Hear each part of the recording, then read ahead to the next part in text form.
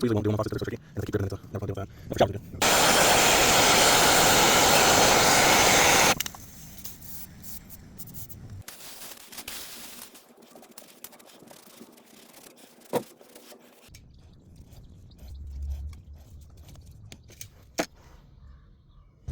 Actually, I put it in 2 years ago. Okay, I can let it go. It's not super old.